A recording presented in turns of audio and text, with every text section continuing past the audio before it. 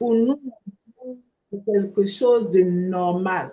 La louange est quelque chose de naturel. C'est quelque chose couler sans forcer. Parce que le Dieu que nous adorons, c'est un Dieu tellement merveilleux qu'à chaque instant, nous avons à nos cœurs de pouvoir le célébrer, de pouvoir le bénir, de montrer notre reconnaissance. Donc ce matin, ce verset s'adresse à nous. Amazon de Sion, réjouissez-vous en l'Éternel. La louange aux femmes droites. Amen. C'est pourquoi nous allons bénir notre Dieu. Nous allons lui dire merci.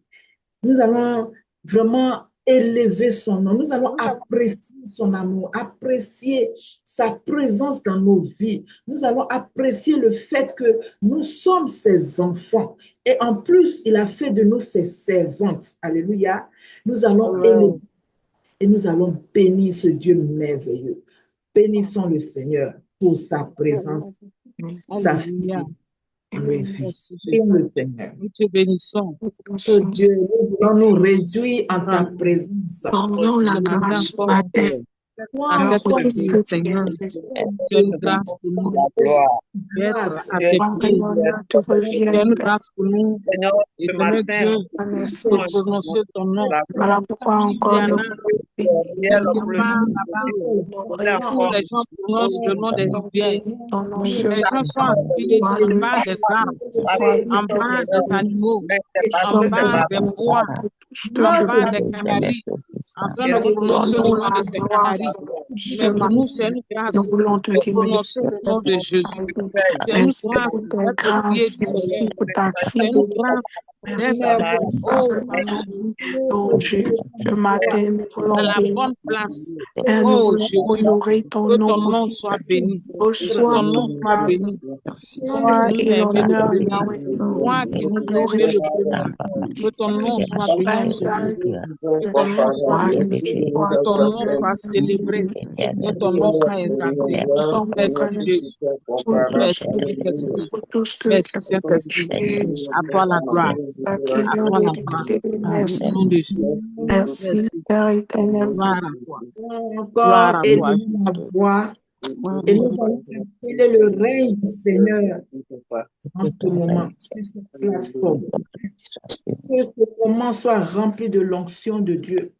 Que la plénitude du Saint-Esprit ce matin nous remplisse et prenne autorité en toutes choses. Que tout ce qui ne vient pas de Dieu, que ce moment-là, que ces choses-là soient écartées et que le Seigneur règne en ce lieu. Alléluia. Appelons le règne, la présence, la plénitude de Dieu. Nous voulons convoquer ton règne, convoquer ta présence ce matin au milieu de nous. Soit manifestée dans notre vie. Ta présence bénit aussi. Nous avons besoin de ton onction. Ce matin, tu peux ce matin, tu prends ton Jésus. Nous t'appelons ton nom de et tout ce qui nous peut encore ça, tu veux la beauté ta présence sur le contrôle. Nous avons besoin de nous avons besoin de toi seul, nous voulons que toi conduis cette vie, diriger ce moment au nom de Jésus, au nom puissant de Jésus, au nom puissant de Jésus, au nom puissant de Jésus. Saint-Esprit, que ton règne vienne ce matin s'installer au nom de ta présence soit effective de toi, nous voulons plus de ton esprit, plus de ta présence, plus, Seigneur, te ressembler, c'est notre désir. Ce matin, que ton règne s'installe. Oui, prends le contrôle, prends le règne de ce moment, afin que Jésus, tu sois davantage glorifié. Au nom de Jésus, merci Saint-Esprit, parce que ce matin encore, tu es présent au milieu de nous, parce que ta parole le déclare, que là où deux ou trois sommes assemblés, qui est là, Père, et nous savons que tu es présent, nous savons que tu es fidèle. Voilà pourquoi nous bénissons ton nom, nous saluons, nous chérissons ta présence ce matin au milieu de nous, Père. Merci, Père Dieu, merci, Seigneur. Tu es omniscient, omnipotent. Nous te glorifions, Jésus. Oh, du règne de Dieu au milieu de nous. Amen. Alléluia. Amen. Amen. Amen. Soyez bénis, les Amazones de Sion. Amen. Amen. Que Dieu vraiment nous visite ce matin, que chacune puisse, comme l'a dit maman tout à l'heure, sortir de ce moment renouvelé, rempli, et que nous recevions quelque chose de nouveau, même si c'est une phrase que le Saint-Esprit va utiliser pour nous parler. Amen. Amen. Amen. Priez pour le message. Seigneur, juste te demander de nous conduire, de renouveler notre intelligence, de nous donner le réma de cette parole que nous allons écouter et que nous puissions avoir la révélation qui va nous conduire, qui va nous éclairer. Merci pour ta présence. Amen. Amen. Amen. Seigneur, dans sa grâce, nous permet de continuer la deuxième partie du message que nous avons eu la semaine dernière. Maturité dans le mariage, c'est le thème de ce message-là. Et en premier lieu, nous allons lire 1 Corinthiens 13, 11 qui définit la maturité. 1 Corinthiens 13, 11 dit: quand j'étais enfant, je parlais comme un enfant, je pensais comme un enfant, je raisonnais comme un enfant. Lorsque je suis devenu homme, j'ai fait disparaître ce qui était de l'enfant. Amen. Amen. Compris que la maturité, c'est un processus et que la maturité, c'est de faire disparaître ce qui était de l'enfant, les pensées, les raisonnements, les attitudes d'un enfant et maintenant d'adopter les attitudes d'un adulte. C'est de passer de l'état enfant à l'état adulte. Amen.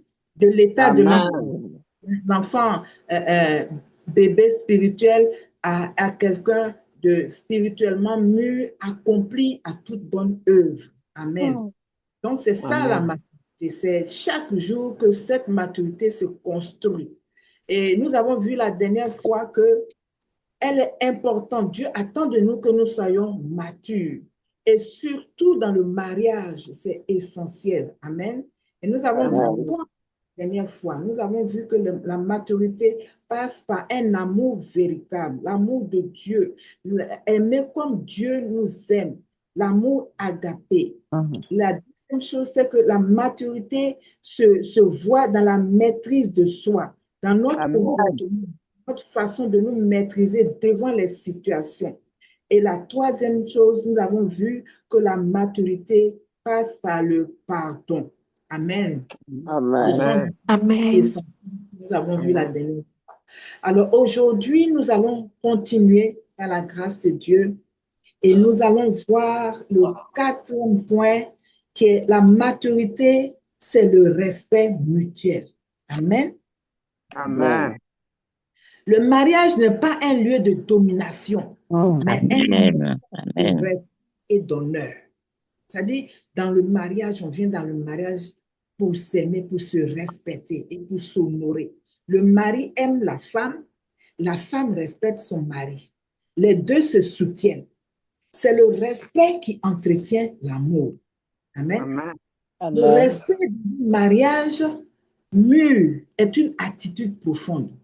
Une attitude qui est visible dans les paroles, dans les décisions, dans les comportements quotidiens.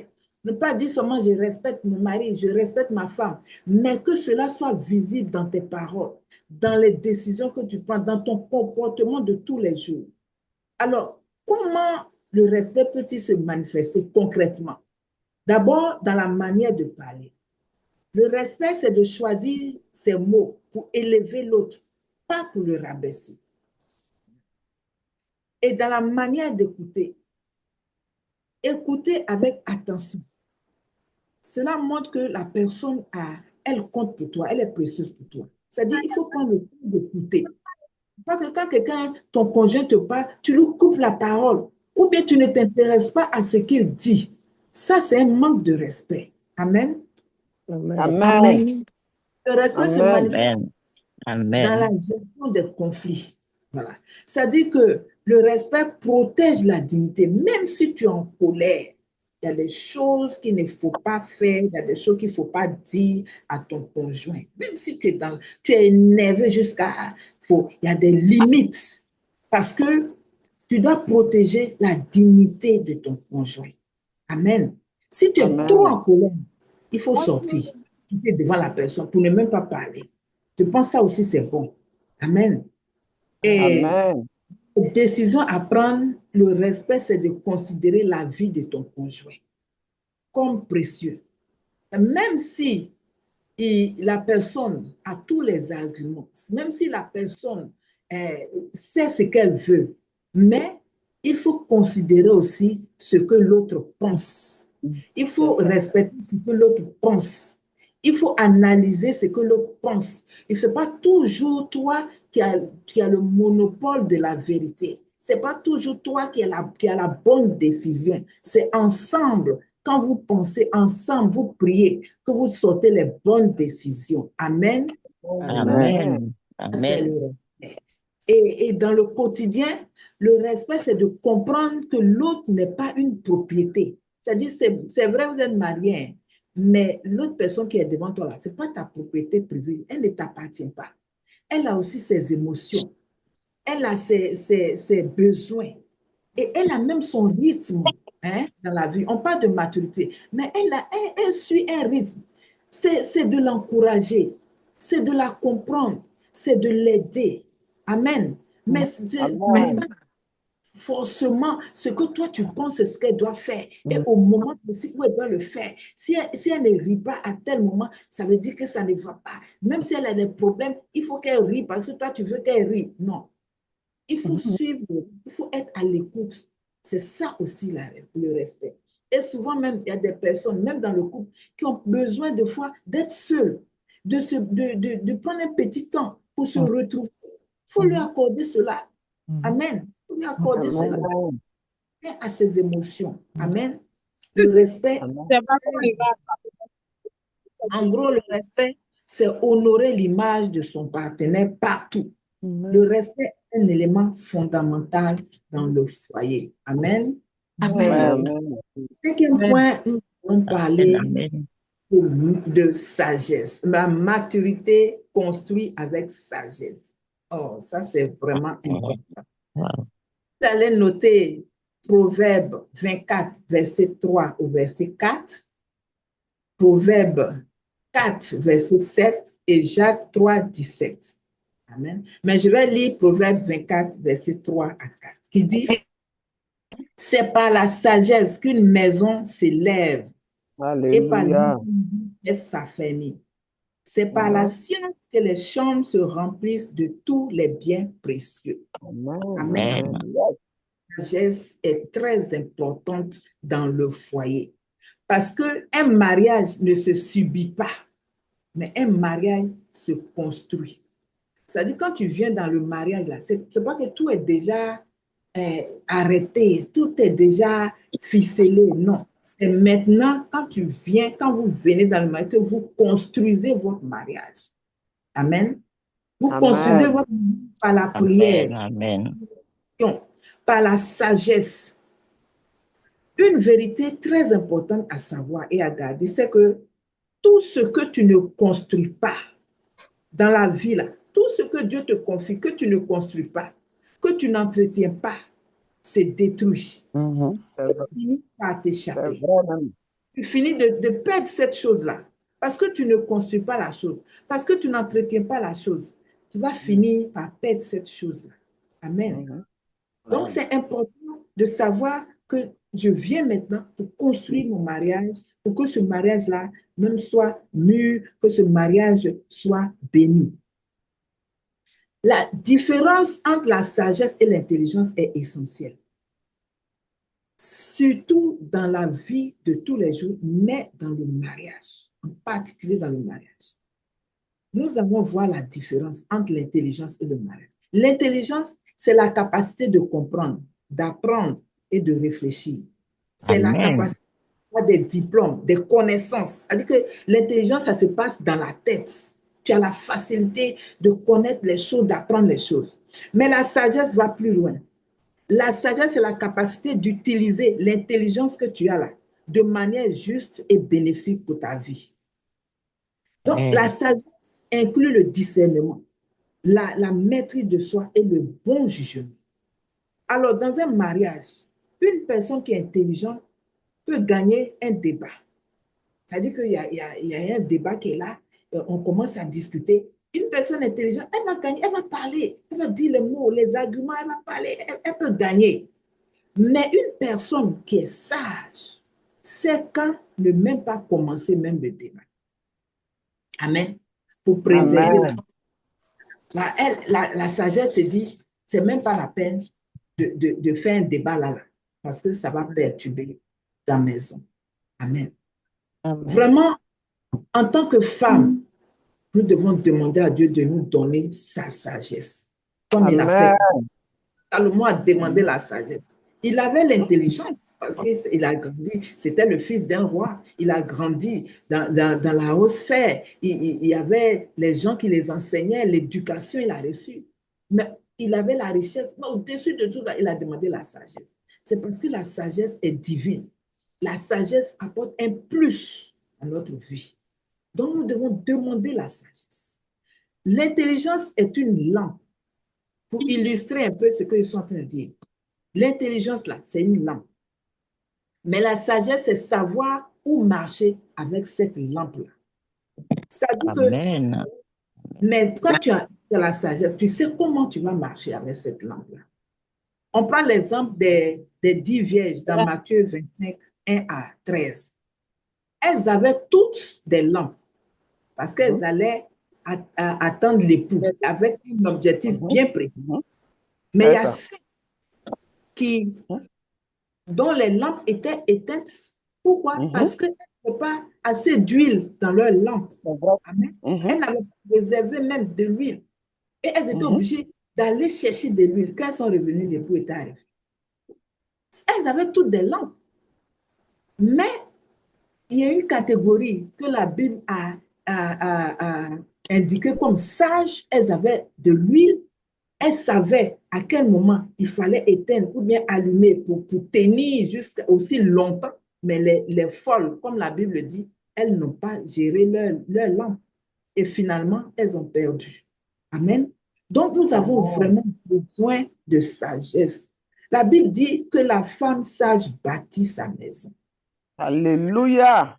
Dieu va te bénir. Dieu te bénit avec un foyer. Il va te bénir avec une maison. Mais la sagesse, le manque de sagesse peut te faire perdre cette bénédiction. Le manque de sagesse peut te détruire même cette bénédiction. Donc, nous devons demander la sagesse en tant que femme de l'Éternel, fille de l'Éternel, femme au foyer. Parce que c'est pour la sagesse là même que Dieu nous a mis à côté de l'homme. Vous savez que nous, les femmes, nous avons une intuition, nous avons un 6e sens. Et ce 6e sens-là, c'est un sens, ça c'est la voix de l'esprit. Nous devons cultiver cela. Parce que nous devons être des aides dans ce domaine. Parler avec sagesse à nos maris pour les aider, pour les conseiller. Souvent quand les hommes disent la nuit porte conseil là, est-ce que c'est la nuit qui parle? La nuit ne parle pas. Mais quand il a un problème là-bas, il vient demander conseil à sa femme. Et sa femme lui donne les conseils. Et quand il arrive le lendemain, il a des solutions. Amen. Donc, nous, les femmes, on doit réclamer la sagesse à Dieu. Amen. C'est très important. Amen. Merci, Seigneur. Donc, pour résumer, l'intelligence remplit la tête, mais la sagesse guide la vie. Amen. Ça, si vous oubliez tout là, il faut retenir cette signification de la sagesse. L'intelligence, c'est pour la tête, mais la sagesse, c'est pour la vie. C'est pour te guider dans la vie. Amen. Amen. Le sixième Amen. point qu'on peut voir, c'est la maturité, c'est l'engagement et la fidélité. Donc, dans Genèse 2, 24, il est dit, c'est pourquoi l'homme quittera son père et sa mère et s'attachera à sa femme et les deux deviendront une seule chair. Yes. Le mariage, c'est une alliance. Ce n'est pas un jeu, c'est une alliance. L'autre a quitté ses parents, l'autre a quitté ses parents. Vous êtes venus, vous êtes mis ensemble. Et dans le mariage, chacun a des droits, mais chacun aussi a des devoirs.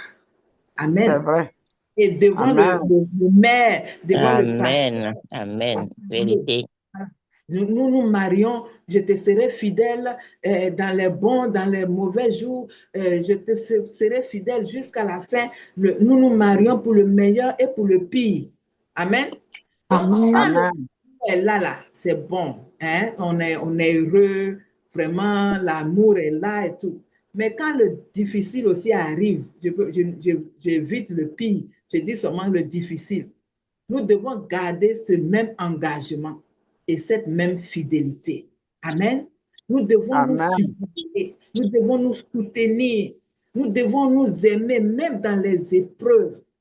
On ne doit pas faire comme la femme de Job. Amen. La femme de Job, Amen. quand son mari était dans les difficultés, dans Job 2, verset 9, elle dit à son mari, maudit Dieu et meurt. Hein? C'est-à-dire que la solution qu'elle a trouvée pour son mari, là, c'est qu'il, non seulement qu'il se mette en désaccord avec Dieu, et puis de deux, qu'il meure. Ça, c'est la solution que la femme de Job a trouvée pour les difficultés de son mari. Et ça, ce n'est pas un exemple à suivre. Amen. Les difficultés seront là. Le Seigneur veut que dans les difficultés, nous nous soutenions, que nous nous supportons, que nous nous entraidons, que nous nous supportons dans la prière pour que l'autre puisse avancer et que toi aussi tu avances et qu'ensemble, vous puissiez vraiment évoluer dans votre mariage. Amen. Donc, tu protèges ton mari, tu protèges la vie de ton conjoint. Tout ce qui est dans ton mariage n'a pas besoin d'être dehors. Amen. C'est vrai. Amen. Amen. Quand ta maison même est fermée, là, les gens du dehors, ils s'imaginent tout ce qu'ils peuvent imaginer sur le foyer. Ils se donnent même des informations qui souvent ne sont pas vraies. Et puis maintenant, toi-même, tu prends les informations de ta maison pour aller dehors. C'est toi-même qui es en train de créer ta propre insécurité. Amen. Tu es en train de créer toi-même des portes d'ouverture. Amen. Ça tombe. Amen. De ton foyer. Alléluia. Amen. Mais ici, je venais dire quelque chose. C'est vrai, quand une femme mûre, elle n'a pas besoin de répandre tout ce qui est dans sa maison dehors. Mais, je dis mais, si dans ton foyer, tu subis la maltraitance ou des violences conjugales, ma soeur, ou bien mon frère, s'il y a un frère qui écoute, il faut fermer la bouche. Amen. Il faut chercher quelqu'un qui te confie. Il faut en parler à quelqu'un. Parce qu'il ne faut pas rester dans un foyer et puis perdre ta vie, mourir. Actuellement, c'est tellement récurrent. Des foyers où des femmes sont battues, des femmes subissent des violences, et puis elles se taisent, elles sont là. Oh, je suis dans mon foyer, je ne dois pas. Non, ta vie est précieuse. Ta vie est précieuse. Amen. Vérité fraîche. Alléluia. Hors d'un mariage, au lieu d'être dans un mariage toxique et mourir, ça c'est ma conviction.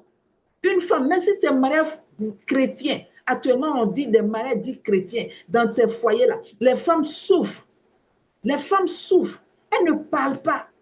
Ce n'est pas normal. S'il y a quelque chose, dis à quelqu'un, dis à un conseiller, parle pour qu'on puisse t'aider. Alléluia. Alléluia. Parce que c'est précieuse. Amen. Amen. Amen. Donc, nous devons protéger notre foyer. Nous devons refuser les distractions extérieures. Par exemple, les parents.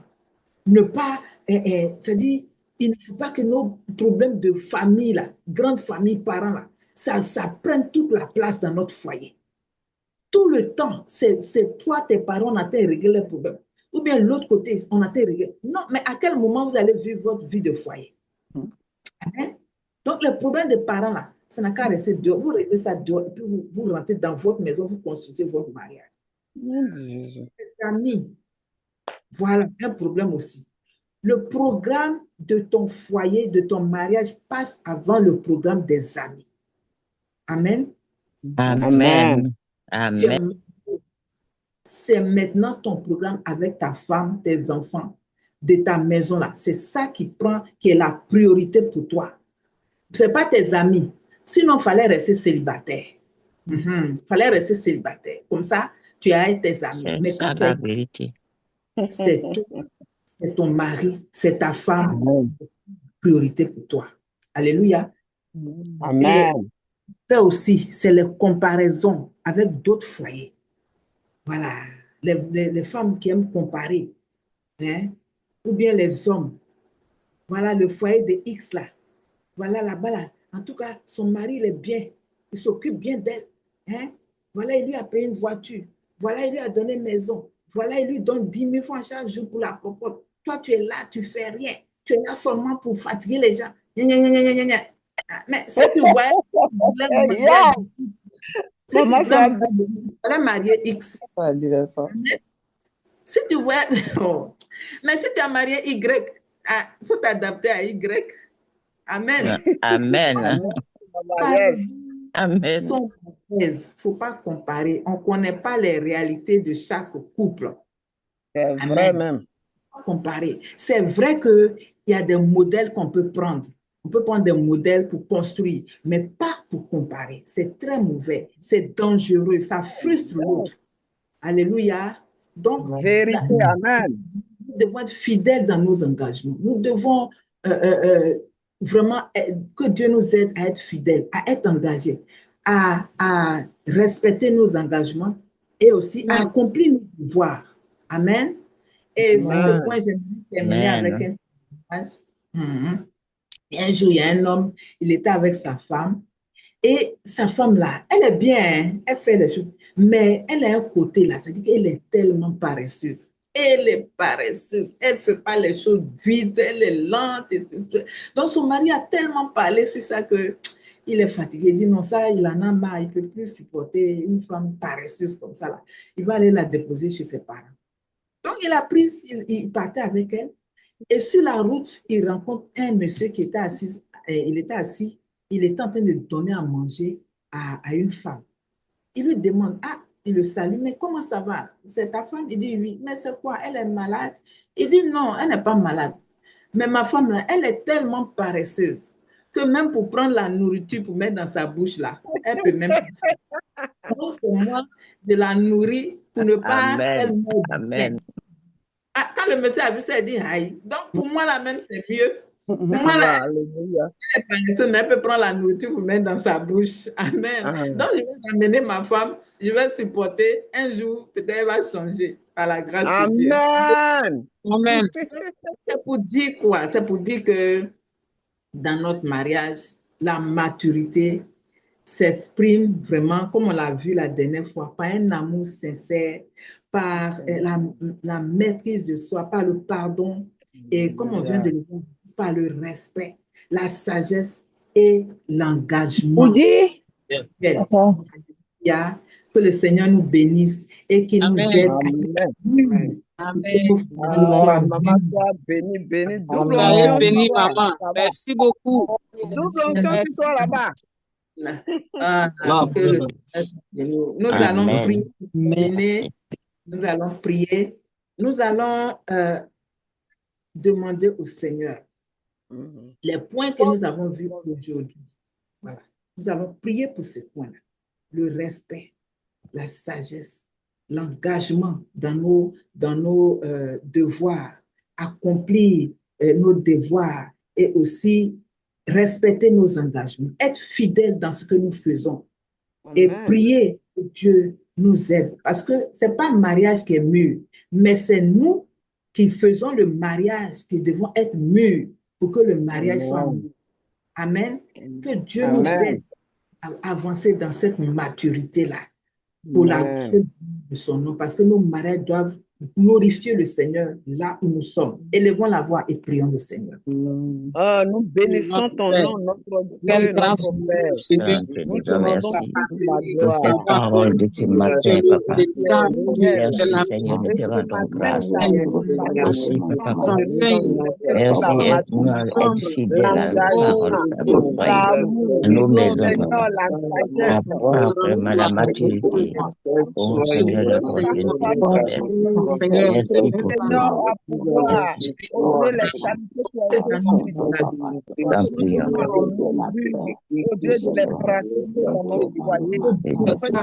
T'en prions.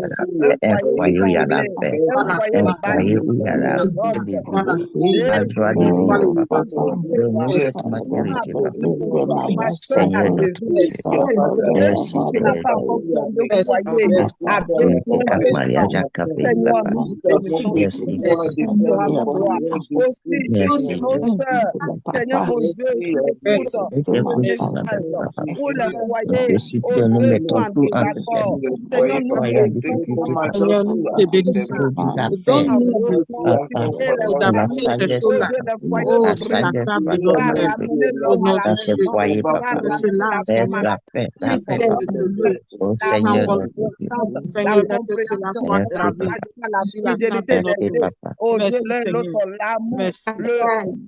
l'amour, Seigneur, au Dieu, la maîtrise du soi. Seigneur, non la guerre, l'amour, la joie, la paix, la respect du foyer. Nous prions, vice-versa, le mariage, la paix, l'amour, sincère. Merci pour ta servante, bénis son ministère et calcule-la davantage. Amen. Amen. Amen. Amen. Amen. Quelques secondes, nous allons prier pour nos époux. Amen. Nous allons prier pour nous. Nous allons prier que Dieu les soutienne, que Dieu les fortifie, que Dieu travaille aussi dans leur vie, comme il travaille dans nos vies, pour que nous puissions former des mariages qui glorifient le Seigneur. Prions spécialement pour les époux des Amazones. Prions le Seigneur. Jésus, notre Dieu et notre Ce matin, Seigneur, nous confions nos foyers, nos frères et sœurs, nous confions nos sœurs, Seigneur, leur donner cet esprit de s'entendre, de se comprendre, de se parler, de donner des conseils, quand ça ne va pas, de s'appuyer sur ta parole, Seigneur, donner de la parole. Nous comptons sur toi. Nous savons que tu peux toutes choses. Cet esprit, c'est en ton nom que nous avons prié. Que tu vas le faire.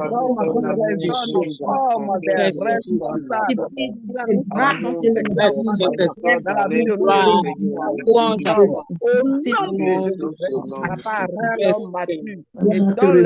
D'amener de la sagesse et de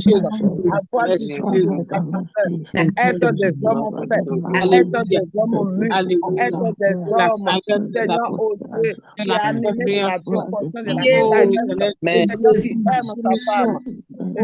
qui aime sa femme. Amen. Dans le milieu, Seigneur, tout ce qui n'est pas d'accord. Amen. Soyez bénis les mamans. Oh, sois béni, la grâce de Dieu repose sur vous. Amen. Merci beaucoup. Merci. Chacune de vous. Amen. Que Dieu te bénisse, maman. Alléluia. Amen.